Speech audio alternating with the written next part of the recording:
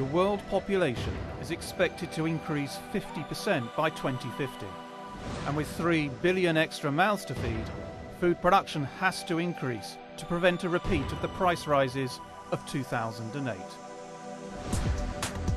Food security really means everybody having a sufficient access to food for a healthy diet and effectively not to have anxiety about where their next meal is coming from.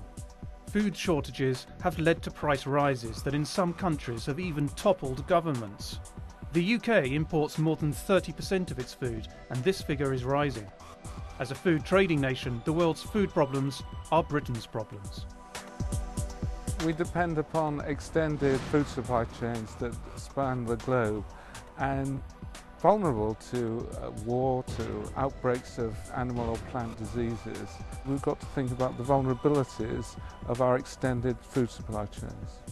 Today, over 1 billion people are chronically undernourished, and food demand is set to double by the year 2050. Using more land is not a viable option. If you cultivate more land, you have impact on climate change, forests are removed, grassland is ploughed. This is not the right solution. The right solution is to increase our productivity on a per hectare or an area basis. In the middle of the 19th century, wheat yields were 1 tonne per hectare, now it's 8 times as much. We need to double them again, and we know we can do that because we've seen it happen with maize in the USA, now we need to do it with wheat in the UK.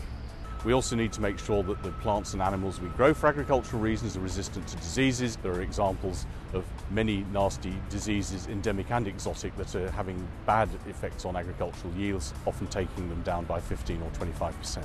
Our mission must be to improve all aspects of sustainable food production using the same amount of land. We need to ensure that we are investing appropriately in water capture and in irrigation capability, particularly in those parts of the world where water is short. We need to ensure that we are looking after our soils and that we are investing in soil science, crop nutrition and soil management practices. And the other area then, which is critical, is plant and animal breeding. New science, new genetics, genomics, genome sequencing, modern plant breeding techniques, all of these are going to help to do that.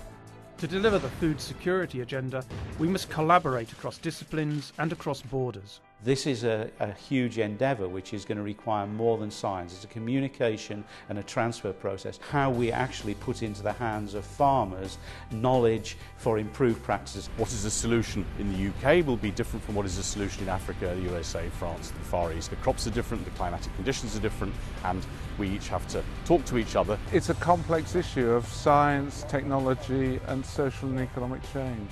Science can provide many of the answers, but it's crucial that it works hand in hand with industry so research can be translated to the field.